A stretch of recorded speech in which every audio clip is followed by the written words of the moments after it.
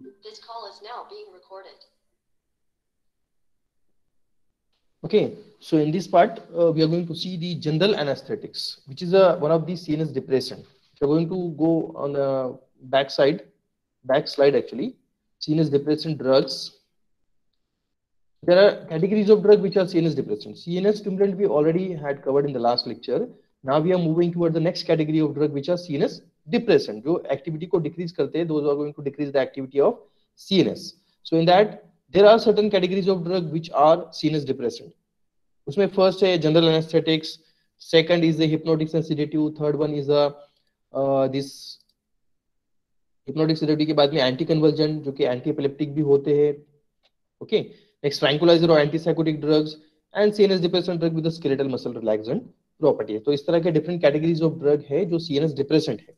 ठीक है, so one by one we are going to see. तो इसमें से amongst these CNS depressant drugs first we are going to see that is general anesthetics. ठीक है, first हम लोग जो देख रहे हैं वो general anesthetics है.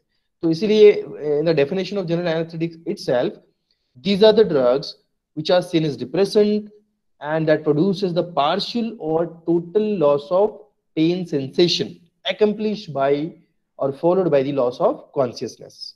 ठीक है, मतलब ये CNS depressant drugs होते हैं. General anesthetics are CNS depressant drugs.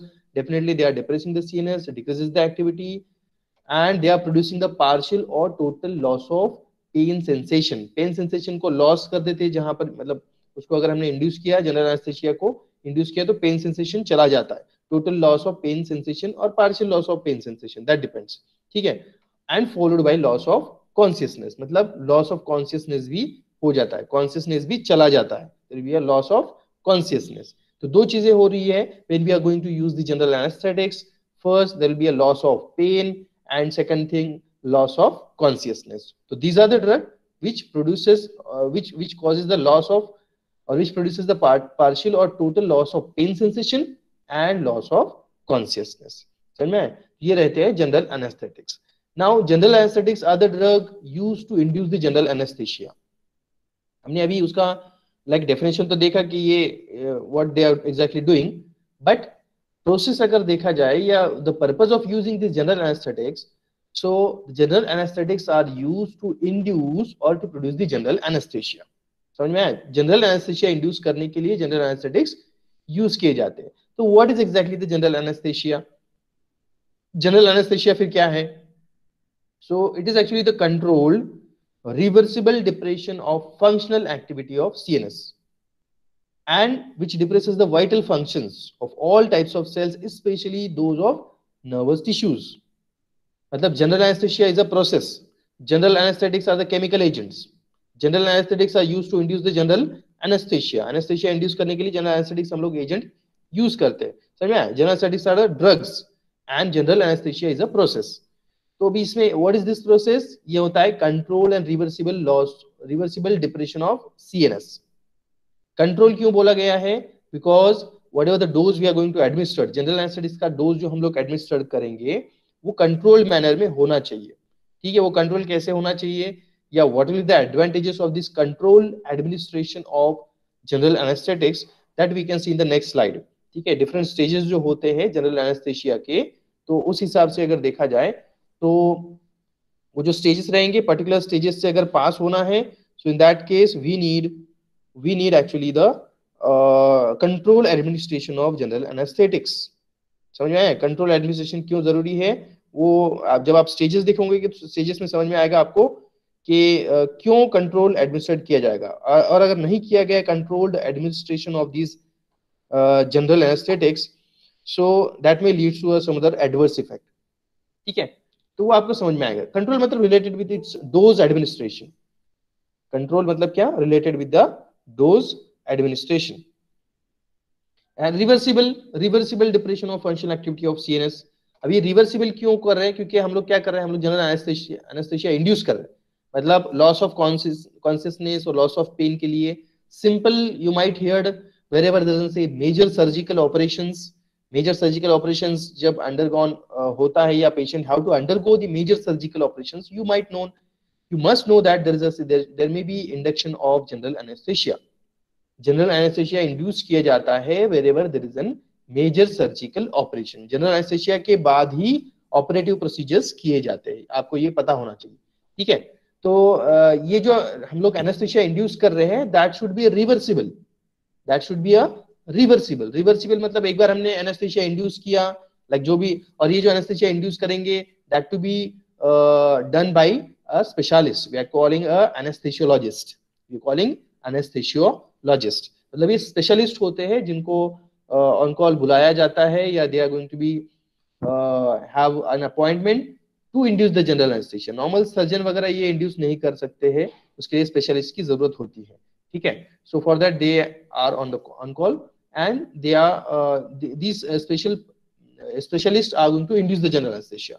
और एनेस्थीसिया इंड्यूस करने के बाद पेशेंट को सर्जिकल ऑपरेशन करने के बाद after completion of surgical procedure the anaesthesia जो हमने इंड्यूस किया है दैट शुड बी रिवर्स।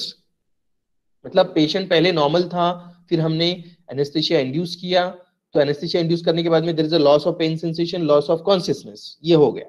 ठीक है, अभी जैसे काम मतलब लाइक फॉर एग्जांपल जैसे मेजर सर्जिकल ऑपरेशन खत्म हो गया, तो जो हमने एनेस्थीसिया इंड्यूस किया था वो रिवर्स हो जाना चाहिए, मतलब कि पेशेंट जो है वो एनेस्थेटाइज हो गया था। Now after the completion of the major surgical operations it should regain its normal condition, normal consciousness पे आना चाहिए, इसीलिए उसको बोला जाएगा कि रिवर्सिबल डिप्रेशन। अगर ये इरिवर्सिबल हो, लाइक फॉर एग्जांपल अनफॉर्चुनेटली ऐसा हो गया है that may be due to the dose matter and all, अगर ऐसा हुआ है कि एनेस्थीसिया इंड्यूस करने के बाद वो इरिवर्सिबल हो गया, मतलब बहुत ज्यादा डोज हो गया, तो उसकी वजह से इरिवर्सिबल डिप्रेशन जो कि रिवर्स नहीं हो सकता है, तो that there may be a shifting of patient into the coma और मे बी डेथ भी हो सकता है। समझ में आ गया? तो ये जो हम लोग एनेस्थीसिया इंड्यूस कर रहे हैं that is just for a particular time period, during that time period there should be a major surgical operation, surgical procedure उसमें परफॉर्म कर लिया जाएगा, और उसके बाद there should be a reverse way, मतलब पेशेंट रिगेन होना चाहिए टू द नॉर्मल कंडीशन, जैसे एनेस्थेटाइज हुआ था वैसे नॉर्मल भी होना चाहिए। दैट्स व्हाई ये दोनों टर्म यहाँ पे बहुत इंपॉर्टेंस रखते हैं, that the general anaesthesia is a controlled and reversible depression, reversible होना चाहिए, कंट्रोल भी होना चाहिए। ठीक है, जो डोज हम लोग एडमिनिस्टर करेंगे वो कंट्रोल रहेगा, और जो एनेस्थीसिया हम लोग इंड्यूस करेंगे वो रिवर्सिबल रहेगा। ठीक है, reversible not irreversible, reversible depression of functional activity of CNS, and that will depresses the vital function of all types of cells, especially to the nervous tissues। मतलब नर्वस हम लोग क्या कर रहे हैं, सीएनएस को डिप्रेस कर रहे हैं, सीएनएस का एक्टिविटी कम करें, तो ओवरऑल जो उससे रिलेटेड जितने भी सेंसेशंस वगैरह है सारी चीजें क्या हो जाएगी, सीज हो जाएगी, डिप्रेस हो जाएगी। मतलब specially these anaesthetics will work on CNS और will work with the nervous tissues, nervous tissues या नर्वस सिस्टम के साथ डील करेंगे, नर्वस सिस्टम को we can say that inactivate करेंगे, डिफ्यूज कर देंगे थोड़ी देर के लिए, तो सारी चीजें जो है वो कनेक्शन सारे के सारे जो है वो रुक जाएंगे, या सेंसेशन जो है वो सारे बॉडी के अंदर जो है वो सॉरी रुक जाएगा। So that I mean to say that there should be a control and reversible depression of functional activity of CNS, and that to be done by general anesthetics। अभी इसके लिए जो है वो एनिमेशन भी है, मैं I'm not unable to show you the animation over here।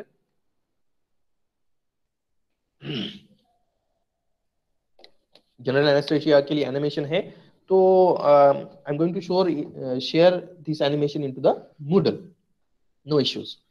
ठीक है, अभी हम लोग देखेंगे stages of general anaesthesia.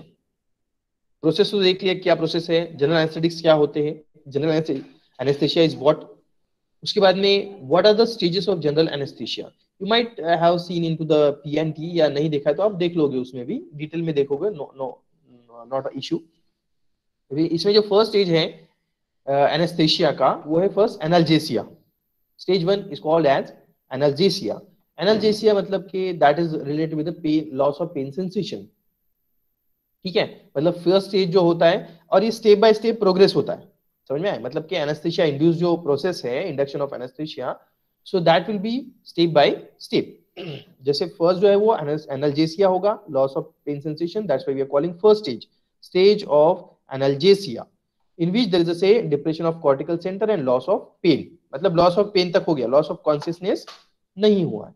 Next stage is called as excitement.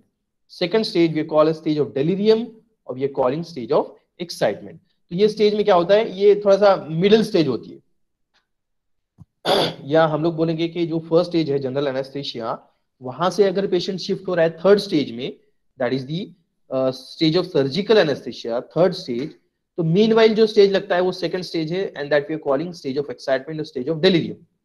और ये बहुत शॉर्ट पीरियड ऑफ टाइम के लिए होता है, ठीक है, मतलब it's an transition phase we are calling. Analgesia होने के बाद में, फर्स्ट स्टेज से होने के बाद थर्ड स्टेज में जब पेशेंट जाएगा, that is the sorry surgical anaesthesia. तो सर्जिकल एनेस्थेशिया मतलब फर्स्ट और थर्ड स्टेज के बीच में एक स्टेज रहेगा, middle stage, that we calling excitement, और second stage stage of delirium और स्टेज ऑफ एक्साइटमेंट। और ये जो मिडिल स्टेज इसलिए बोल रहा हूँ क्योंकि ये बहुत शॉर्ट पीरियड के लिए होता है, और इसमें exactly as name itself indicating there is an excitement. Excitement मतलब पेशेंट जो है वो थोड़ा सा एक्साइट हो जाता है। एक्साइट मतलब कुछ जर्किंग मोमेंट शो करेगा, समटाइम वॉमिटिंग हो जाएगा, या कुछ तो लाइक अनकंट्रोल एक्टिविटी शो करेगा, ठीक है। तो ये बहुत शॉर्ट पीरियड ऑफ टाइम के लिए रहेगा, और ये अगर प्रॉपर डोज दिया गया, कंट्रोल डोज हम लोग जो बोलते हैं, इसलिए मैंने जो फर्स्ट टर्म यूज किया था कंट्रोल, तो वो जो कंट्रोल वाला टर्म है, ये एक्साइटमेंट वाला जो स्टेज है उसको कम करने के लिए, उसको मिनिमाइज करने के लिए controlled administration of the general anaesthetics is useful. समझ में आ रहा है? तो फर्स्ट स्टेज से second stage excitement which may be for short period of time, और अगर control and proper administration of अगर जनरल एनेस्थेटिक्स किया, तो स्टेज ऑफ एक्साइटमेंट को हम लोग मिनिमाइज कर सकते हैं, मतलब पेशेंट को स्टेबल करवा सकते हैं। सॉरी। एंड थर्ड स्टेज जो हम लोग बोल रहे हैं, that is the stage of surgical anaesthesia. Third stage of surgical anaesthesia which include loss of spinal reflexes, skeletal muscle relaxation, मतलब skeletal muscle क्या हो जाते हैं, रिलैक्स हो जाते हैं, spinal reflexes जो भी है पूरे स्टॉप हो जाते हैं, somatic muscle रिलैक्स हो जाते हैं, and there is a disappearance of muscle tone, and this third stage is important for performing a major surgical operation। जो थर्ड स्टेज है वो मोस्ट इंपॉर्टेंट स्टेज है, और ये जो स्टेज है, इसी स्टेज में जो जितने भी surgical operations, major surgical operations जो है वो इस थर्ड स्टेज में परफॉर्म किए जाते हैं। That's why this stage is most important one. और अगर जो like for example, if the anesthesiologist have to induce the general anesthesia for surgical procedure, तो ये थर्ड स्टेज तक उसने इंड्यूस करना चाहिए। समझ में आया? ये डिपेंड करेगा कि डोज कितना एडमिनिस्ट्रेट किया है। कंट्रोल डोज अगर एडमिनिस्ट्रेट किया है तो फर्स्ट जो है patient will face the first stage of analgesia, फिर सेकंड स्टेज वो फेस करेगा एक्साइटमेंट, ये may be for microseconds वगैरह बोल सकते हैं, या for very short period of time excitement, और थर्ड स्टेज में वो चला जाएगा, शिफ्ट हो जाएगा, that we are calling surgical anesthesia और स्टेज ऑफ सर्जिकल एनेस्थीसिया। ये स्टेज का नाम ही आप देख सकते हो कि स्टेज ऑफ सर्जिकल एनेस्थीसिया है, इसका मतलब जो सर्जरीज परफॉर्म किए जाएंगे that will be done in the third stage, that we calling stage of surgical anesthesia. ठीक है।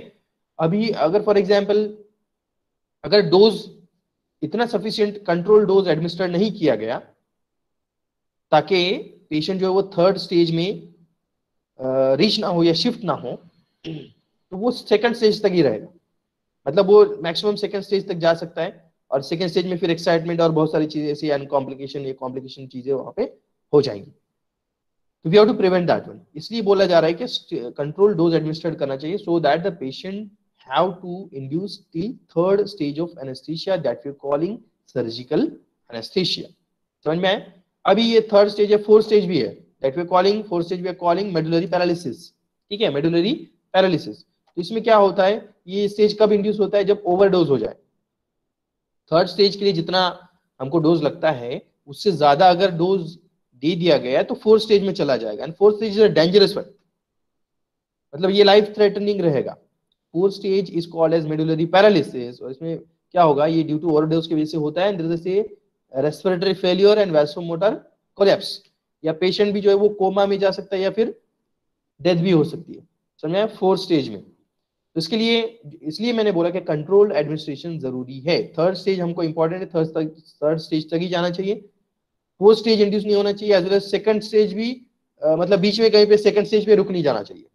समझ में आया? तो ये चीजें हैं, these are all the stages of general anesthesia. Amongst these, third stage is most important one, that is to perform the surgical operation. ठीक है। Now we are moving toward the next one, classification of these anesthetics that we call general anesthetics. और one thing I am going to clear you, this we are talking about the general anesthetics, जो कि general anesthesia produce करेगा और generalise whole body जो है वो anaesthetise हो जाएगी. अगर हम लोग लोकल एनेस्थेटिक्स की बात करते हैं तो local anaesthetics doesn't interfere with the CNS, they are acting only on the local area where which we are applying, या जहां पर लोकल साइट में जहां पे उसको इंजेक्ट किया जा रहा है या जहां पे एडमिनिस्ट्रेट किया जा रहा है उतने लोकलाइज एरिया को ही वो एनेस्थेटाइज करेंगे. Only they are causing loss of pain sensation in the limited area and that we are calling local anesthetics. ठीक है, उसको हम लोग क्या बोलते हैं, लोकल एनेस्थेटिक्स. तो हम लोग यहाँ पे किसकी बात कर रहे हैं, जनरल एनेस्थेटिक्स की, जो कि ओवरऑल बॉडी को एनेस्थेटाइज कर देगा. Local anaesthetics only limited area को एनेस्थेटाइज करेगा. नहीं, local anaesthetics doesn't interfere with the CNS. और ये जो जनरल एनेस्थेटिक्स है ये सीएनएस में इंटरफियर करता है. ठीक है, सीएनएस में इंटरफियर करके पूरा बॉडी को एनेस्थेटाइज कर देता है. ठीक है, so that we are calling. और ये जो है classification, as far as the classification of this general anaesthetics is concern, तो इसमें ये रहेगा first one that is volatile और gaseous anaesthetics administered by inhalational route. यहाँ पे आपको जो है वो यहाँ पे आपको name itself indicating the category of these general anesthetics or first class of general anesthetics is that ये volatile होते हैं, gaseous type के होते हैं और they are administered by inhalation route, मतलब वो inhale करके उसको administered किया जाएगा. अभी कोई चीज को अगर हम लोग inhale कर रहे हैं तो in that case it should be volatile और gaseous. अभी ये दो कंडीशन अगर है, अगर वो volatile है मतलब उसके वेपर्स फॉर्म हो सकते हैं even at room temperature. Liquid अगर है, if it is liquid and if it is able to form the vapors or if it able to evaporate even at room temperature, then we are calling it's a volatile. ठीक है, और volatile अगर है तभी हम उसको inhale कर सकते हैं. Second possibility to inhale or administered by inhalational route, so that is an gaseous anesthetics. ठीक है, सेकंड जो हम लोग बात कर रहे हैं gaseous anesthetics. तो अगर gaseous फॉर्म में है तो उसको हम लोग इनहेल कर सकते हैं. एक तो volatile लिक्विड अगर है तो volatile चाहिए तो उसको इनहेल किया जा सकता है, और अगर गैसेस है तो उसको इनहेल किया जा सकता है. Now these say first category of these general anesthetics having both property, either they are liquid, volatile liquid, or they are gaseous anesthetics, hence they are administered by inhalational route. इसलिए उसको inhalational route से हम उसको administered कर सकते हैं, या इसी को हम लोग inhalational anesthetics भी बोलते हैं. First category. सेकंड अगर हम लोग बात करें बी का, तो these are fixed anesthetics administered by IV route intravenously. तो फिक्स एनेस्थेटिक्स मतलब ये नॉन वोलेटाइल रहेगी and obviously this will not be a gases one. ठीक है, गैसेस भी नहीं रहेंगे, लिक्विड रहेंगे तो वो वोलेटाइल लिक्विड नहीं रहेंगे. ठीक है, समझ में आया. तो हम लोग यहाँ पे डिफरेंशिएट कर पाएंगे that is two these first class volatile gaseous anesthetics and fixed anesthetics. Volatile, its name itself indicating they are volatile और gaseous in nature. Fixed मतलब ये volatile नहीं रहेंगे और gaseous तो obviously नहीं रहेंगे. ठीक है, ये लिक्विड रहेंगे no problem, but they are not volatile, they are not able to volatilise और form of vapours even at room temperature. जो लिक्विड वेपर फॉर्म करता है रूम टेम्परेचर के ऊपर, ये वेपराइज होता है, that we are calling volatile. ये वोलेटाइल नहीं रहेंगे, फिक्स रहेंगे, मतलब non volatile, we are calling non volatile, non gaseous, and hence these have to be administered by intravenous route. इसलिए इसको एडमिनिस्ट्रेशन के लिए कौन सा रूट रहेगा, intravenous route. They can not be administered by inhalational route. क्यों, क्योंकि ये फिक्स है, ये वोलेटाइल नहीं है, और अगर वोलेटाइल नहीं है तो हम उसको इनहेलेशन रूट से एडमिनिस्ट्रेट नहीं कर सकते. तो what will be the route of administration for this fix anesthetics, that is by intravenous route. मतलब इंजेक्टेबल रूट से उसको हमको क्या करना पड़ेगा, एडमिनिस्ट्रेट करना पड़ेगा. That is to induce the general anesthesia. Obviously we are talking about these general anesthetics classes or the class or categories of general anesthetics, so definitely both will be used to induce the general anesthesia. ठीक है, fix हो या volatile हो, दोनों भी हम लोग anaesthesia induce करने के लिए एडमिनिस्टर करते हैं. That depends on nature. फिर वो उसका रूट ऑफ एडमिनिस्ट्रेशन क्या रहेगा, either it will be inhalation route और बाय इंट्रावेनस रूट. इसलिए name itself indicating inhalation anesthetics, first category को इनहेलेशन एनेस्थेटिक्स भी बोला जाता है, और जो सेकंड कैटेगरी है उसको इंट्रावेनस एनेस्थेटिक्स भी बोला जाता है, या वोलेटाइल एंड फिक्स एनेस्थेटिक्स. ठीक है, तो ये दो मेजर कैटेगरीज है.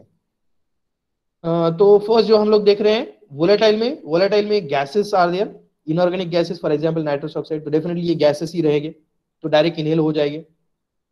हाइड्रोकार्बन सच एज साइक्लोप्रोपेन है, इथिलीन है, तो ये क्या है, गैसेस है. Depending on that inorganic gas है या हाइड्रोकार्बन है, उसके हिसाब से उसका सब क्लास दिया गया. Basically these are gaseous types of general anesthetics. Next, volatile liquid.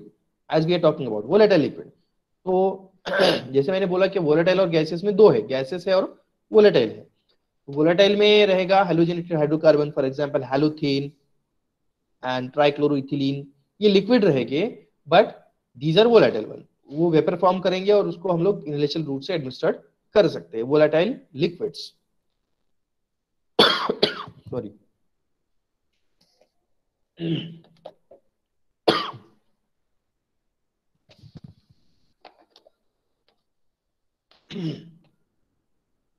Next जो है वो फिक्स एनेस्थेटिक्स.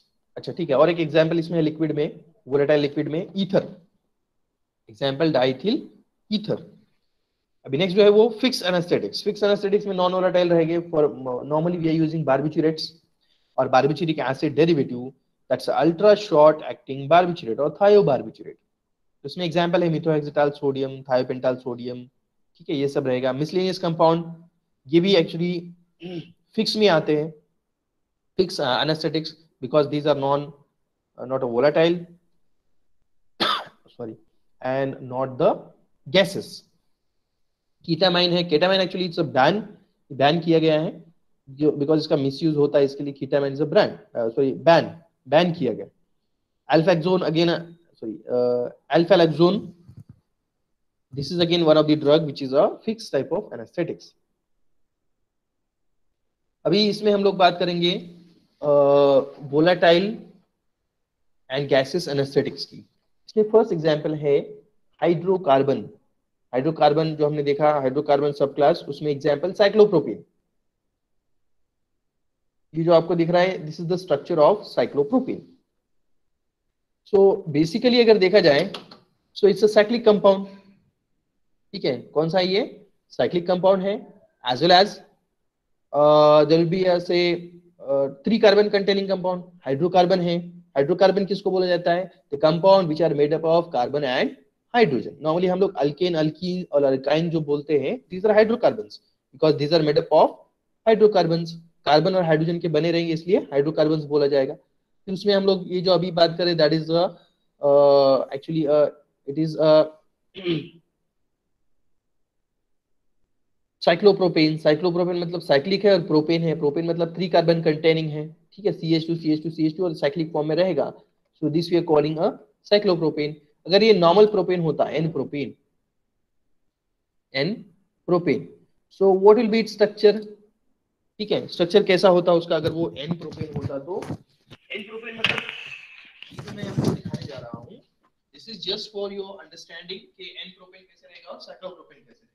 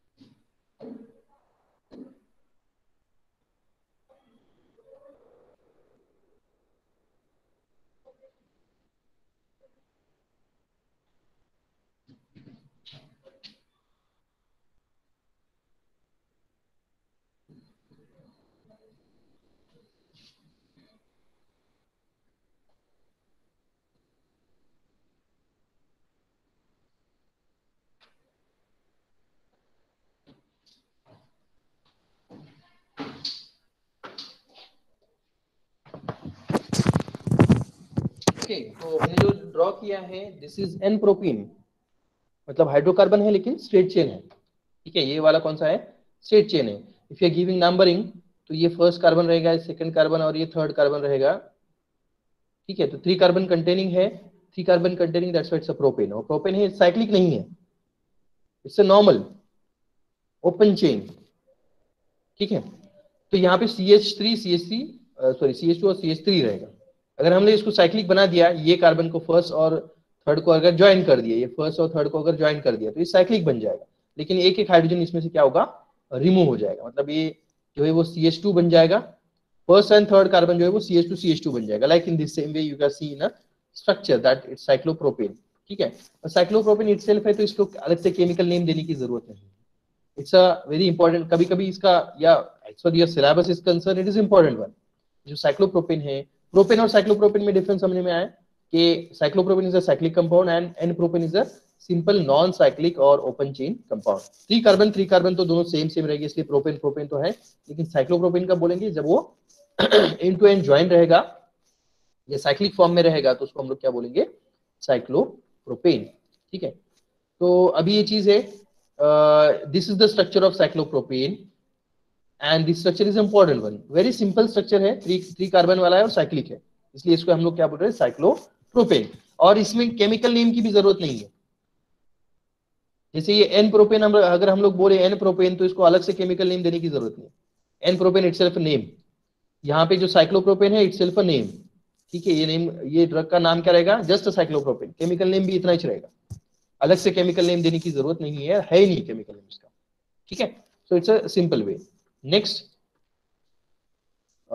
नेक्स्ट हम लोग बात कर रहे हैं साइक्लोप्रोपेन की फिजिकल प्रॉपर्टीज की। तो फिजिकल प्रॉपर्टीज में अभी यहाँ पे जो फिजिकल प्रॉपर्टी है थोड़ा अनकॉमन है, थोड़ा नहीं बहुत ज्यादा अनकॉमन है, ऐसे आपको मुझे बोलना है that much uncommon things are there in this. अभी वो अनकॉमन चीज क्या है वो देखेंगे। ठीक है, कॉमन तो ये है कि it's colourless characteristic but taste is none and nature जो है वो इन्फ्लामेबल गैस है, inflammable gas. So it's not a colourless, it's not a colourless solid या crystalline powder, solid crystalline, colourless crystalline powder, ऐसा कुछ नहीं है ना, लिक्विड है, ये गैस है। और अभी तक के सिलेबस में अभी जो हमने देखा गैसेस वाला ड्रग कोई आया नहीं, so this is a drug cyclopropane which is a gaseous one। ठीक है, तो आपको ये चीज यहाँ पे बहुत स्पेसिफिक में याद रखना है कि साइक्लोप्रोपेन इज अ गैस और इट्स इनफ्लामेबल गैस। इनफ्लामेबल मतलब जो फायर कैच कर सकता है, which can catch the fire and which can explode, that's why we are calling it inflammable, which can easily catch the fire is called as inflammable। ये gas है और inflammable gas है, burn हो सकता है। ठीक है, जैसे एलपीजी वगैरह अब हमारा जो होता है घर हाउस होल्ड यूज के लिए और डोमेस्टिक यूज के लिए जो होता है LPG, liquefied petroleum gas, that is inflammable. वो भी इन्फ्लामेबल इसलिए वो गैस उस पर बर्न होता है या उसका मतलब फ्लेम आती है, लेकिन same way it can catch the fire, it is inflammable gas. लेकिन इसका जो यूज है वो to induce the general anesthesia. तो जो हमने गैसेस एनेस्थेटिक जो टर्म यूज किया था, तो ये एग्जाम्पल है जो कि गैसेस एनेस्थेटिक्स रहेगा और जिसको हम लोग इनहेल कर सकते हैं, that is to induce the general anaesthesia.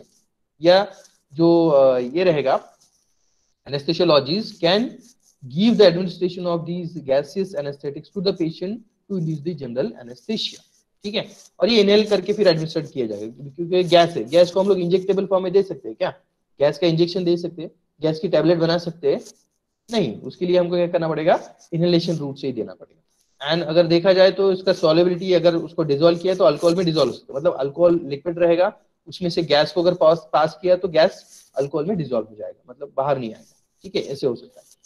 Next thing, storage अगर देखा जाए तो एज इट इज गैस, तो यहाँ पे स्टोरेज कंडीशन भी डिफरेंट रहेगा। जैसे आप जो नॉर्मली बोलते हो it should be stored in tightly closed directional container, तो यहाँ पे ऐसे नहीं रहेगा। इसका स्टोरेज देखिए, it should be stored in metal cylinder, it should be stored in metal cylinder and which is design to hold a compress. मतलब जैसे एलपीजी गैस का वगैरह सिलेंडर होता है, जो हाईली कॉम्प्रेस गैस उसके अंदर होता है, उसका प्रेशर बियर कर सकता है, तो ऐसे ही जो अच्छे स्ट्रेन वाला मेटल सिलेंडर जो रहेगा उसमें इसको फील करते हैं, उसमें रखते हैं, स्टोर करते हैं, क्योंकि एक जो गैस रहेगा वो कॉम्प्रेस फॉर्म में रहेगा।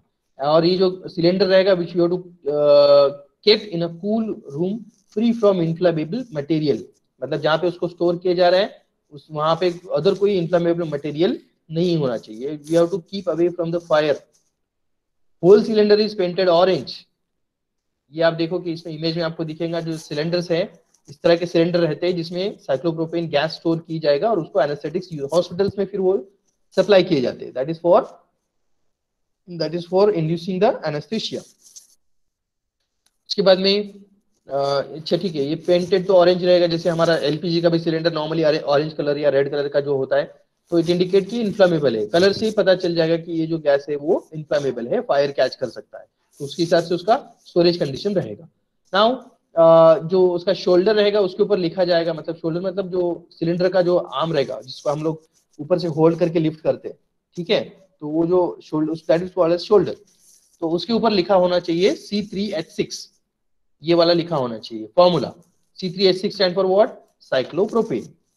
ठीक है, मतलब वो सिलेंडर ऑरेंज कलर पेंटेड है तो बहुत सारे अदर गैसेस भी हो सकते हैं जो ऑरेंज कलर के सिलेंडर में आएगा, लेकिन हमको जो इंड्यूशन जनरल एनेस्थीसिया इंड्यूस करने के लिए जो चाहिए वो होता है साइक्लोप्रोपेन, और साइक्लोप्रोपेन का फॉर्मूला वहां पे मेंशन होना चाहिए, कहाँ पे? सिलेंडर के ऊपर, सिलेंडर के जो शोल्डर रहेगा या शाफ्ट रहेगा उसके ऊपर C3H6 लिखा रहा तो ये कंफर्म हो जाएगा कि सिलेंडर के अंदर साइक्लोप्रोपेन गैस फील किया हुआ है, और वही फिर सिलेंडर यूज किया जाएगा to induce the general anaesthesia.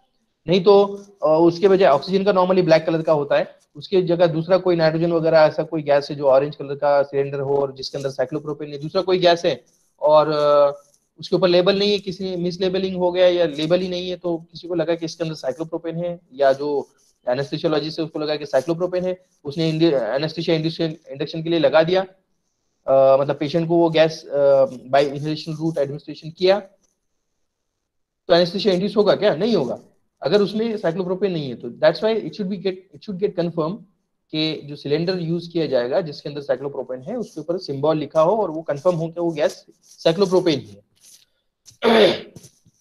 ठीक है, सो दिस यहाँ पे आपको बहुत सारी डिफरेंट चीजें देखने को मिली हुई कि जिसका जो स्टोरेज है ये गैस है, एक्चुअली इसका स्टोरेज मेटल सिलेंडर में होगा, ठीक है, इन्फ्लामेबल मटेरियल से दूर रखना है और कूल टेम्परेचर पे उसको स्टोर करना है, ऑरेंज कलर का पेंटेड सिलेंडर चाहिए और शाफ्ट के ऊपर C3H6 लिखा होना चाहिए, ठीक है। ये ऐसा C3H6 मतलब 3 कार्बन और 6 हाइड्रोजन वाला गैस है, हाइड्रोकार्बन है। तो इस हिसाब से, एंड इसका जो सिंबल है, name and symbol of gas to be stamped on the cylinder valve, cylinder valve, इसलिए ये मैं किस लिए बोल रहा हूँ आपको, ताकि आइडेंटिफाई हो जाए कि गिवन सिलेंडर के अंदर साइक्लोप्रोपेन ही है, ठीक है। Next, it is the most potent gases anaesthetics, potent है मतलब कम डोज में चल जाता है, एनेस्थेसिया इंड्यूस कर देता है, और गैसेस टाइप का है जो कि हमने अभी देखा, उसका जो फिजिकल प्रॉपर्टीज है उसमें हमको पता चला है कि it is an gases anaesthetics. Next, अभी ये हमने एक एग्जांपल देखा साइक्लोप्रोपेन का जो कि गैसेस एनेस्थेटिक्स का, और जो था volatile type of anaesthetics. Second जो हम लोग एग्जांपल देख रहे हैं वोलेटाइल लिक्विड का, ether, ether is called as diethyl ether और is also called as anaesthetic ether. ये एक्चुअली लैब में भी अवेलेबल होता है हमारा, we are using ether as a solvent also, ठीक है, बहुत सारे केमिकल रिएक्शन में ईथर सॉल्वेंट यूज होता है, फॉर क्रिस्टलाइजेशन रिक्रिस्टलाइजेशन के लिए भी सॉल्वेंट ईथर यूज किया जाता है, and that will be available in our laboratory also, ठीक है। क्लोरोफॉर्म, ये भी anesthetics actually, that is also called as local, that is also called as general anesthetics, और वो भी एक्चुअली क्लोरोफॉर्म भी इनहेलेशनल एनेस्थेटिक्स है, ईथर भी इनहेलेशनल एनेस्थेटिक्स है, but there should be not a misuse, ठीक है, लैब में अवेलेबल होता है लेकिन उसका मिसयूज नहीं करना चाहिए, that is to induce the general anesthesia, that is for our chemical reactions, reaction perform experimental purpose के लिए होता है। तो डाइथिल ईथर, अगर इसका फॉर्मूला देखा जाए तो इट्स ईथर, ईथर का जनरल फॉर्मूला जो होता है ROR ऐसे होता है, या sometime R dash we are calling, अगर दैट डिपेंड्स कि अल्किल ग्रुप सेम है या डिफरेंट है उसके हिसाब से। तो ये फर्स्ट R है दैट इज इथिल, और सेकंड R है वो भी इथिल ही है, मतलब ये होता है डाइथिल ईथर। समझा? मतलब कि जो बोथ अल्किल ग्रुप से both are same, both are ethyl attached to the oxygen on either side, that's why we are calling diethyl ether। ये हो गया इसका, ऐसा जिसका कोई आपको ये नहीं पूछेगा, स्ट्रक्चर नहीं पूछेगा, this is just for our understanding, diethyl ether, ठीक है। और ये ड्रग है, ये ड्रग है जिसका, और इसका जो यूज है that is for induction of general anesthesia by inhalational route. Physical properties में कलरलेस कैरेक्टरिस्टिक, ये नॉर्मल है एक्चुअली, स्वीट बर्निंग, लेकिन ये लिक्विड रहेगा। मोबाइल लिक्विड मतलब क्या? Volatile liquid, so volatile, it's inflammable, ये भी इन्फ्लामेबल है, मतलब इसको भी हम लोग जब केमिकल लैब में या लेबोरेटरी में यूज कर रहे हैं तो उसको हमको we should have to keep away from open flame, क्योंकि वो फायर कैच कर सकता है, and it is soluble in water, ether जो है वो सोल्यूबल इन वाटर है, but it has a sweet and burning taste. Next, अभी जो है chemical reactions, these are the chemical reactions for ether. We can see that depending on the condition, temperature condition, cold condition में क्या effect मिलता है और hot condition में हमको क्या इफेक्ट मिलता है, या प्रोडक्ट्स आर डिफरेंट. जैसे for example diethyl ether is treated with HI, hydroiodic acid, तो इसमें हमको दो तरह के प्रोडक्ट मिलेंगे. First is a ethyl iodide, second one is a ethyl hydroxide या इथेनॉल. ठीक है, ये कोल्ड कंडीशन में मिलता है. Same thing, ether going to be react with HI, but in hot condition, ये हॉट कंडीशन में हमको प्रोडक्ट जो मिलेगा वो रहेगा that is only ethyl iodide, not ethanol. ठीक है, बाय प्रोडक्ट वाटर यहाँ पे मिलेगा, बट जो सेकंड प्रोडक्ट हमको इथेनॉल मिल रहा था वो नहीं मिलेगा. Only one product we are getting, that is ethyl iodide. मतलब कोल्ड कंडीशन में दोनों भी मिलते हैं, इथिल आयोडाइड एंड इथेनॉल, लेकिन हॉट कंडीशन में only we are getting ethyl iodide, ethanol नहीं मिलेगा. समझ में आया? Reagents are same, reaction is same, just the temperature difference, difference in the temperature. हम लोग वो रिएक्शन कौन से टेम्परेचर पे कैरी आउट कर रहे हैं, either we are going to carry out the reaction in a cold condition और ऑन अ हॉट कंडीशन. ठीक है, उसके हिसाब से इसके प्रोडक्ट अलग अलग होते हैं. और एक इंपॉर्टेंट चीज ये है that this ether is mix up with oxygen. अगर ऑक्सीजन का और ईथर का कांटेक्ट आया तो उसमें क्या होता है कि उसका ऑक्सीडेशन हो जाता है और it get oxidized to give the explosive peroxide. Explosive peroxide form होते हैं. मतलब ये है कि अगर हमने ईथर को ऐसे ही ऑक्सीजन या एयर के कांटेक्ट में छोड़ दिया ओपन कंटेनर करके, या ऐसे ही ओपन इसमें स्टोर किया ओपन कंटेनर में उसको, तो क्या होता है कि ऑक्सीजन के साथ रिएक्ट होके ऑक्सीडाइज हो जाता है और एक्सप्लोजिव पेरोक्साइड फॉर्म हो जाते हैं उसके अंदर by as a product of oxidation.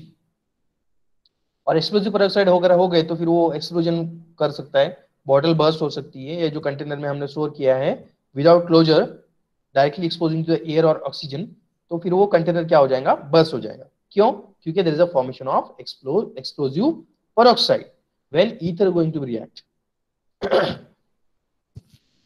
Ether को अगर रिएक्ट किया गया, ईथर अगर ऑक्सीजन के साथ कांटेक्ट में आया तो होता है कि that going to be convert into a explosive peroxide. तो कभी आपको ये एमसीक्यू में भी क्वेश्चन आ सकता है कि which of the following is forming explosive peroxide when come in contact with air. तो इसका एग्जांपल, इसका आंसर रहेगा ईथर, बिकॉज ये हम लोग लैब में भी यूज करते हैं. We are ignoring the things, लेकिन ये जो इसका स्पेसिफिक स्टोरेज कंडीशन यहाँ पे दिया गया है वो आप समझ लो कि when you are going to physically resume all classes, at that time the storage condition of ether should be strictly followed. ये खतरनाक इसलिए है because it able to form the explosive peroxide when it is come in contact with the air और oxygen. ठीक है, ये चीज आपको ध्यान में रखना है. नेक्स्ट, हाँ यहाँ पे आपको कंटेनर भी दिख रहा है, देखो ये सॉलिड ईथर, नॉर्मली जो हम लोग ईथर यूज करते हैं that we are calling in the form of, और we are using the form of solvent ether. ठीक है, अभी stability storage condition as I told it should be stored in tightly closed light distance container. लेकिन ये जो cork, मतलब इसका जो क्लोजर रहेगा, अगर ये क्लोजर यूज किया गया है तो it should be protected with metal foil. मतलब मेटल फॉइल से उसको प्रॉपरली पहले क्लोज करना चाहिए, मेटल फॉइल लगानी चाहिए व्हाइल इंसर्टिंग द क्लोजर. और जो हम लोग उसका जो कैप लगाते हैं कंटेनर का, तो in that case it should be properly packed with the metal foil. तो मेटल फॉइल हम लोग रखेंगे और उसके बाद हम लोग कैप या क्लोजर लगाएंगे, तो इन दैट केस क्या होता है कि एयर लीक नहीं होता है और air will not get entered into the container, so that the air cannot come in contact with the ether and there is no formation of explosive peroxide. अभी एक चीज ये है कि इसका ऑक्सीडेशन हो रहा है, हमको पता है एयर के कांटेक्ट में आया तो ऑक्सीडेशन हो जाएगा, ऑक्सीडेशन होगा तो पेरोक्साइड फॉर्म होंगे, पेरोक्साइड फॉर्म होगी तो एक्सप्लोजन हो सकता है. तो इसके लिए हम लोग, हमारे पास दूसरा ऑप्शन ये है कि we can add antioxidants also. जैसे हाइड्रोक्विनोन है, ये हम लोग एज ए एंटीऑक्सीडेंट ऐड कर सकते हो. और एंटीऑक्सीडेंट्स क्या होते हैं? These are the substances which prevent the oxidation of the drug. मतलब ये एंटीऑक्सीडेंट हाइड्रोक्विनोन जो है ये क्या करेगा, ईथर का ऑक्सीडेशन प्रिवेंट करेगा. और अगर ईथर का ऑक्सीडेशन प्रिवेंट होता है तो उसका एक्सप्लोजिव पेरोक्साइड फॉर्मेशन भी प्रिवेंट हो जाएगा. मतलब उसको हम लोग स्टेबल रख सकते हैं.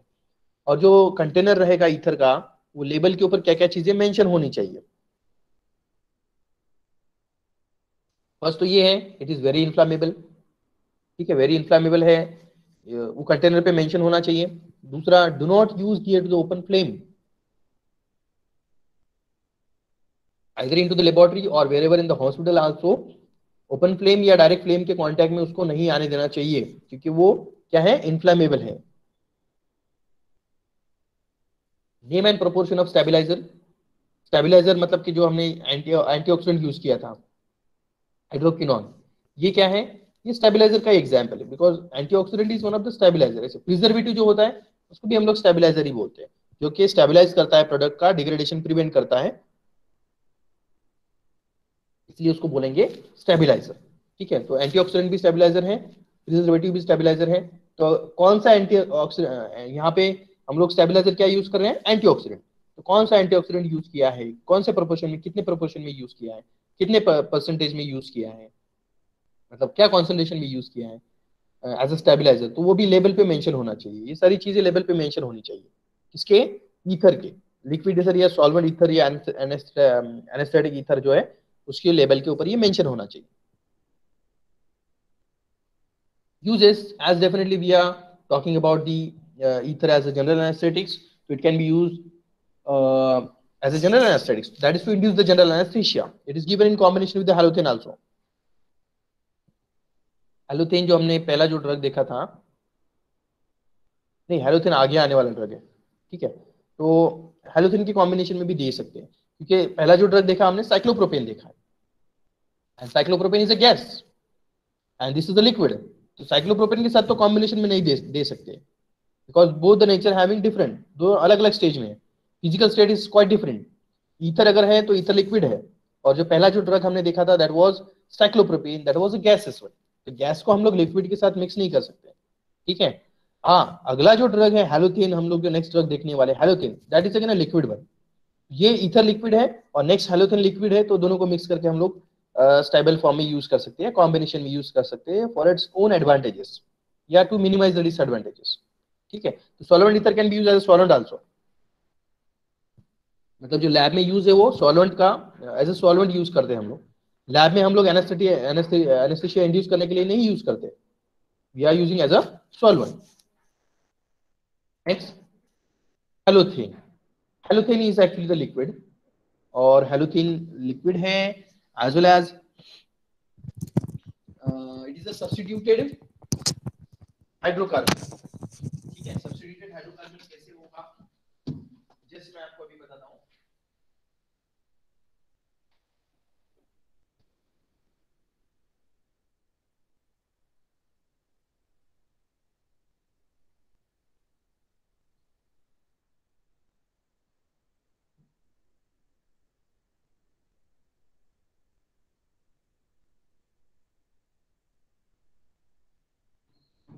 So this is actually the ethane.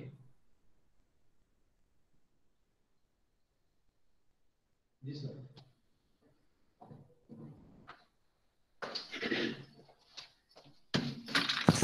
तो बेसिक जो पैरेंट न्यूक्लियस है in given structure, that is actually the ethane.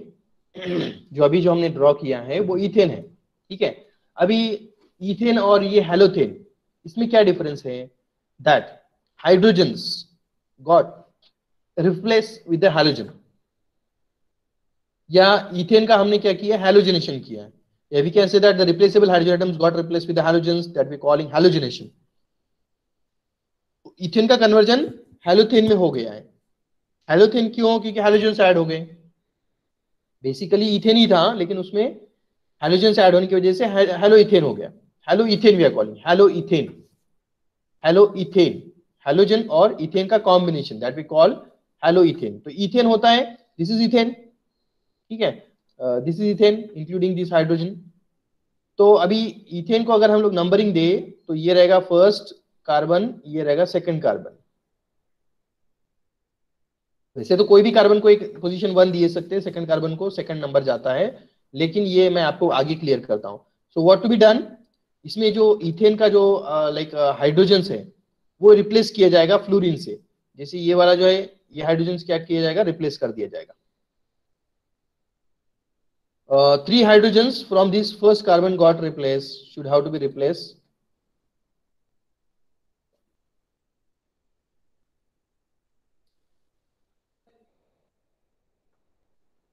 ठीक है, जो एक्सक्यूज मी,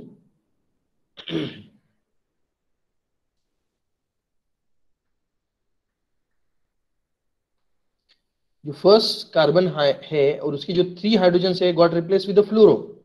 यहाँ पे आप देखो कि ये फर्स्ट जो कार्बन है तीनों हाइड्रोजन रिप्लेस हो गए विद द फ्लोरीन। ठीक है, तीनों हाइड्रोजन क्या हो गए, रिप्लेस हो गए विद द फ्लोरीन। और जो सेकंड कार्बन है, सेकंड हाइड्रोजन के 2 हाइड्रोजन, एक क्लोरो से रिप्लेस हो गया और दूसरा वाला ब्रोमो से रिप्लेस हो गया। जो ये हाइड्रोजन है वो एज सच प्रेजेंट है। जो थर्ड हाइड्रोजन है on the second carbon is present और हियर। समझ में आया? मतलब फर्स्ट कार्बन के तीनों हाइड्रोजन रिप्लेस हो गए विद द फ्लोरो और सेकंड कार्बन के 2 रिप्लेस हो गए, एक क्लोरो से हो गया, एक ब्रोमो से हो गया रिप्लेसमेंट। तो बेसिकली इथेन था लेकिन अब वो हैलो इथेन हो गया बाय एडिंग हैलोजेंस। ठीक है, और टोटल 5 हैलोजेंस इसमें ऐड किए गए हैं। Now as per the chemical name is concern, structure समझ में आ गया? इथेन का डेरिवेटिव है लेकिन इथेन में हमने क्या किया, हैलोजेनेशन कर दिया। हैलोजेनेशन किया किस तरह से, अभी आपने देखा as well as we talking about chemical name. तो केमिकल नेम में देखिए अभी there are different types of substitution is there that is of halogen on the ethane. तो बेसिकली पैरेंट न्यूक्लियस जो रहेगा वो इथेन रहेगा। ठीक है, पैरेंट न्यूक्लियस कौन सा रहेगा, ethane. So last in the last we are writing the name ethane, name of parent nucleus ethane. अभी इथेन को हमने नंबरिंग दिया 1 and 2। ये 1 क्यों दिया, because it is try substituted. ये जो कार्बन है फर्स्ट कार्बन, इसमें तीनों हाइड्रोजन रिप्लेस हो गए इसलिए ज्यादा प्रेफरेंस उसको दिया जा रहा है। And that's why position 1 we are giving to this carbon. Second carbon पे 2 ही हाइड्रोजन रिप्लेस हुए इसलिए उसको सेकंड प्रेफरेंस दिया जा रहा है। जिसपे ज्यादा सब्स्टिट्यूशन है उसको फर्स्ट प्रेफरेंस, जिसपे कम सब्स्टिट्यूशन है उसको सेकंड प्रेफरेंस। ठीक है, इसके हिसाब से। तो now we had given the numbering. अभी इसमें पैरेंट न्यूक्लियस तो हमने इथेन सिलेक्ट कर लिया, नंबरिंग भी दे दिया, किस हिसाब से दिया, ज्यादा सब्स्टिट्यूशन वालों को फर्स्ट प्रेफरेंस और लेस सब्स्टिट्यूशन वाले कार्बन को सेकंड प्रेफरेंस। इसके हिसाब से नंबरिंग हो गया। अभी हम लोग केमिकल नेम लिखेंगे। So there are substitution such as fluoro, chloro, bromo. ये जो है इसको हमको अल्फाबेटिकली अरेंज करना है। जैसे alphabetically bromo come first, then chloro come, then fluoro comes. ठीक है, एफ बाद में आएगा, सी उससे पहले और बी सबसे पहले। समझ में? तो बी सी एफ ऐसे इसका सीक्वेंस होगा alphabetically. That's why we are arranging the group with its position that 2 bromo, मतलब bromo come first, that's why 2 bromo, 2 chloro, then 1 try fluoro ethane. 1 try fluoro ethane, क्योंकि 3 fluoro है ना और 1 पे है, 2 पे क्या है, एक ब्रोमो है, 2 पे एक क्लोरो है, दैट्स व्हाई 2 ब्रोमो 2 क्लोरो। अभी 1 पे 3 फ्लूरो है, that's why 1 try fluoro ethane, try fluoro ethane. तो इस तरह से इसका हो जाएगा केमिकल नेम। अभी as far as this general anaesthetics is concern, तो इसमें से जो साइक्लोप्रोपेन का स्ट्रक्चर था वो as per your syllabus important है। And this halothane, halothane, halothane मतलब क्या, हैलो इथेन। कैसे याद रखना है इसको, हैलो इथेन। हैलोजन कौन कौन से, एक क्लोरो है, एक ब्रोमो है, 3 फ्लूरो है, उसके हिसाब से। फिर नंबरिंग कैसे देना है, मोर substituted first preference, second substituted, less substituted second preference. इस हिसाब से नंबरिंग को याद रखने के लिए मैंने आपको हिंट बोला है और फिर अकॉर्डिंगली उसका केमिकल नेम आएगा। नंबरिंग गलत कर दिया तो केमिकल नेम भी गलत हो जाएगा। अगर आपने फर्स्ट को सेकंड, सेकंड का फर्स्ट कार्बन कर दिया तो definitely chemical name completely wrong हो जाएगा। तो वो कैसे याद रखना है कि पोजीशन 1 किसको, पोजीशन 2 किसको, ये आप ध्यान में रखो। मैंने बोला कि ज्यादा सब्स्टिट्यूटेड है तो उसको 1 प्रेफरेंस देना, कम सब्स्टिट्यूशन है तो सेकंड प्रेफरेंस देना। समझ में आया? इस हिसाब से। तो 2 chloro 2 bromo 1 try fluoro ethane is a chemical name for हैलोथेन। Now we are moving toward the physical property of these halothane, and that is the it is colorless, chloroform like liquid है, या sweet liquid है, mobile liquid है, volatile liquid है, non inflammable liquid। अभी इसका advantage है कि non inflammable है। मतलब पहला जो हमने देखा था ether, ether was a liquid but that is a flammable liquid, inflammable liquid. ये नॉन इन्फ्लामेबल है, ये इसका एडवांटेज है। हैलोथेन अभी जो हमने देखा हैलोइथेन वाला, ठीक है, तो ये ईथर के ऊपर इसका ये एडवांटेज है कि वोलेटाइल तो है, नो प्रॉब्लम, मोबाइल वोलेटाइल है, नो प्रॉब्लम, लेकिन नॉन इन्फ्लामेबल है, मतलब उसको डायरेक्टली फायर कैच नहीं कर सकता है, मतलब वो स्टेबल है एज कंपेयर टू ईथर। अगर देखा जाए तो क्या है, स्टेबल है। Next, slightly soluble in water, ये तो है, no problem. Stability storage condition, अभी ये लिक्विड है, नो प्रॉब्लम, तो इसको tightly close light resistance container में स्टोर कर सकते हैं। Temperature not exceeding 25 degree Celsius, और इसके अंदर हम लोग 0.01% थाइमोल एज अ स्टेबलाइजर और एज अ एंटीऑक्सीडेंट यूज कर सकते हैं इन दिस हैलोथेन 0.01%। यूजेस अगर देखा है तो that is to induce and maintain the general anaesthesia as it is anaesthetic, general anaesthetics है तो इसके लिए हम उसको एज अ यूज कर सकते हैं general anaesthetics which is a volatile liquid. अभी इसका एडवांटेज अगर देखा है तो it is more potent anaesthetics than chloroform and ether. Ether और क्लोरोफॉर्म से ज्यादा पोटेंट है लेकिन नॉन इन्फ्लामेबल है, it is not inflammable and it is not explosive. Explosive भी नहीं है, मतलब ऑक्सीजन के कांटेक्ट में आए तो एक्सप्लोजिव मटेरियल वगैरह ऐसा पेरोक्साइड वगैरह कुछ फॉर्म नहीं करता है, स्टेबल है। And it is non irritant, मतलब क्लोरोफॉर्म ईथर अगर देखा जाए तो वो वाइल इनहेलेशन रूट इनहेल करेंगे तो नॉर्मली नेजल रूट से या रेस्पिरेटरी रूट से उसको इनहेल करेंगे तो that will damage the nasal mucosa या रेस्पिरेटरी ट्रैक में जो म्यूकोजल सरफेस है उसको डैमेज कर सकता है। कौन?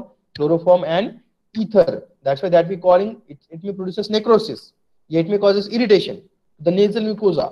लेकिन ये जो हैलोथेन है इसको अगर हम लोग इनहेलेशन रूट से एडमिनिस्टर करते हैं तो इट इज नॉन इरिटेंट, मतलब इरिटेशन प्रोड्यूस नहीं करता है ये, मतलब ये मोर कंपेटेबल मोर कंफर्टेबल रहे ड्यूरिंग एडमिनिस्ट्रेशन। कौन सा? Halothane as compare to chloroform and ether. Next, it does not produce the necrosis, जैसे मैंने डैमेज भी नहीं करता है, म्यूकोजल सरफेस को डैमेज भी नहीं करेगा, इरिटेट भी नहीं करेगा। Fluothane is a brand. Next and last amongst these liquid that is the trichloroethylene, जो कि कलरलेस है, ब्लू है, लाइक है, स्वीट वोलेटाइल लिक्विड है। इसका नॉर्मल है trichloroethylene is a normal one, it is like an hydrogenated hydrocarbon, trichloro है, ethylene है। ये भी सेम रहेगा like that of the halothane. Stabilizer भी सेम यूज कर रहे हैं as like that of the halothane, 0.01% weight by volume, sorry weight by weight thymol as a stabilizer. Uses भी सेम रहेंगे, ठीक है। more or less it can be used for general anesthetics to reduce the general anesthesia by inhalation route in obstetrics। obstetrics मतलब क्या होता है? minor gynecological procedures minor gynecology is a science deal with the female reproductive system। तो उससे related अगर कोई minor surgical procedures है so that we calling obstetrics, तो उसमें यूज किया जा सकता है। It is use for dressing degreasing of material, मतलब जो सॉल्वेंट है तो मेटल, ये मेटल इंडस्ट्री का यूज है actually, it's a non pharmaceutical use. Pharmaceutical use क्या रहेगा? फर्स्ट वाला general anaesthetics, obstetrics and non pharmaceutical में डीग्रेसिंग ऑफ मटेरियल, जैसे मेटल इंडस्ट्रीज जो होती है या इंडस्ट्रीज में जहाँ पे मशीनरीज वगैरह उसको ग्रीसिंग किया जाता है, ऑयलिंग लुब्रिकेशन के लिए किया जाता है। Sometime it have to be clean, जहाँ पे नहीं चाहिए वहां पे अगर ऑयल या ग्रीस लग गया है तो उसको रिमूव करने के लिए these solvents are to be use, ठीक है। तो non we are calling degreasing of the metals in metal industries, ये नॉन फार्मास्यूटिकल यूज है। और दूसरा है extraction of oils and fats, ये तो हम लोग फार्माकोग्नोस्टिक यूज बोलते हैं, हम लोग एक्सट्रैक्शन में नॉर्मली सॉल्वेंट यूज करते हैं, ठीक है। Non non polar solvent, polar solvent, water soluble, non water soluble solvent हम लोग जो यूज करते हैं that is for extraction purpose, जो कि हमारा फार्माकोग्नोस्टिक पार्ट है। ड्राई क्लीनिंग इंडस्ट्रीज, जैसे ड्राई क्लीनिंग आपको पता है लॉन्ड्रीज में या फैब्रिक इंडस्ट्रीज में जो है, या फिर नॉर्मल क्लीनिंग के लिए जो है, जो ड्राई क्लीन जहाँ पे प्रिफरेबल रहेगा तो वहाँ पे एक certain solvents are to be use. Solvent apply करते हैं वो पर्टिकुलर सॉल्वेंट से जो वाटर नहीं है, non water non aqueous solvents are they like this ether हो या फिर दिस ट्राइक्लोरोइथिलीन है, ठीक है। तो ये ऐसे लिक्विड है, उससे वॉश करते हैं और वो जो इवेपोरेट हो जाएगा, फिर लिक्विड क्या हो जाएगा? इवेपोरेट हो जाएगा। जो उसके अंदर डर्ट है वो तो सोल्यूबल होकर निकल जाएगा, मतलब fabrics got clean. Removing of the dirt will be occur due to the solubilization of this dirt into the solvent. Solvent के कांटेक्ट में आने से डर्ट तो निकल जाएगा और वो फैब्रिक डर्ट फ्री हो जाएगा। और अगर सॉल्वेंट प्रेजेंट है क्लॉथ के ऊपर, क्लॉथिंग के ऊपर या फैब्रिक के ऊपर, तो वो वेपराइज होकर निकल जाएगा या वोलेटाइल होकर निकल जाएगा, ये मतलब ड्राई भी हो जाएगा। That we calling dry cleaning without coming contact with water. Washing और cleaning without coming contact with water we are calling dry cleaning. Sometime in dry cleaning industry में भी यूज होता है। Trilene is a brand. Fix anaesthetics में है barbiturate, barbituric acid, methohexital sodium, methohexitone sodium, methohexitone या methohexital, one and the same. हाँ, मतलब ये कीटोन फॉर्म में रहेगा या अल्डिहाइड फॉर्म में रहेगा, उसके हिसाब से मिथोहेक्सिटोन अगर कीटोन फॉर्म में है, अल्डिहाइड फॉर्म में तो मिथोहेक्सिटल, ठीक है। इसके स्ट्रक्चर्स हमको नहीं देखना, स्ट्रक्चर जो है वो नॉर्मली बार्बिट्यूरिक एसिड डेरिवेटिव का स्ट्रक्चर हम लोग हिप्नोटिक्स में देखेंगे। Just we will going to see the physical properties. White odourless non hygroscopic powder रहेगा, ये ना गैसेस है ना लिक्विड है, दीज आर फिक्स एनेस्थेटिक्स। ठीक है, फर्स्ट जो कैटेगरी था वोलेटाइल लिक्विड एंड गैसेस वाला वो खत्म हो गया है, जिसमें हमने एग्जांपल जो देखे हैं लाइक वी हैड सीन एलोथेन का एग्जांपल देखा, ईथर का एग्जांपल देखा, साइक्लोप्रोपेन का एग्जांपल देखा, ट्राइक्लोरोइथेन का एग्जांपल जो देखा, वो सब के सब कौन से थे, वोलेटाइल लिक्विड थे या गैसेस अगर बोला जाए तो साइक्लोप्रोपेन वाज अ गैस। अभी ये वाले non gases fix non volatile, ये नॉर्मल रहेंगे, जैसे कि यहाँ पे देखिए हाइग्रोस्कोपिक पाउडर है, सॉल्युबल इन वाटर है, ये नॉर्मल वाले हैं। Chemical properties actually least important users में इंट्रावेनस, और ये जो है वो आईवी वाले हैं, intravenous anaesthetics not inhalation anaesthetics. तो इंट्रावेनसली इसको यूज किया जाएगा या एडमिनिस्ट्रेट किया जाएगा, that is to induction general anaesthesia, and that to produce the third stage of anaesthesia, stage of surgical anaesthesia. To maintain the general anaesthesia मतलब एक बार induce किया एनेस्थेशिया तो उसके बाद में अगर like for example surgical procedure बहुत long period of time के लिए चल रहा है, लाइक फॉर एग्जांपल अगर ऐसा सर्जिकल प्रोसीजर जो जिसमें like it takes 5 hours 6 hours 8 hours surgery, in that case क्या होता है, इंड्यूस तो कर दिया हमने जनरल एनेस्थेशिया, लेकिन उसको मेंटेन करने की भी जरूरत पड़ती है। ठीक है, मतलब that we calling maintenance dose. तो induction dose, loading dose and maintenance dose आपने पीएनटी में पढ़ा होगा। तो लोडिंग डोज से इंड्यूस कर दिया जाएगा स्टार्टिंग में, और अगर लॉन्ग पीरियड ऑफ टाइम के लिए उसको एनेस्थेटाइज रखना है तो in that case we need a maintenance dose of anaesthetics also. तो कंटिन्यूअस आईवी से उसको फिर सलाइन के थ्रू उसको जो है वो फर्दर जो मेंटेनेंस डोज एडमिनिस्टर करते जाएगा, मतलब कंटिन्यू रहेगा। ठीक है, डोज जो है वो इंट्रावेनसली उसको दिया जाएगा continuously, so that it will remain anaesthetized during the surgical entire surgical process, या एंटायर सर्जिकल प्रोसीजर के दौरान वो क्या होना चाहिए, एनेस्थेटाइज रहना चाहिए। That is for we needed a maintenance dose. Okay, rectally भी यूज किया जा सकता है, that is to anaesthesia induction in childrens, अगर नॉन कोऑपरेटिव पेशेंट है तो in that case no problem. Next methoxyton sodium, Bravital, Brital sodium, these are the brand for methoxyton sodium. Thiobarbiturate, thiopentone sodium भी बोला जाता है इसको, थायोपेंटाल sodium, thiopentone sodium या थायोबार्बिचुरेट। थायो मतलब सल्फर कंटेनिंग रहेगा। ठीक है, बार्बिचुरिक एसिड है लेकिन उसके अंदर सल्फर भी है।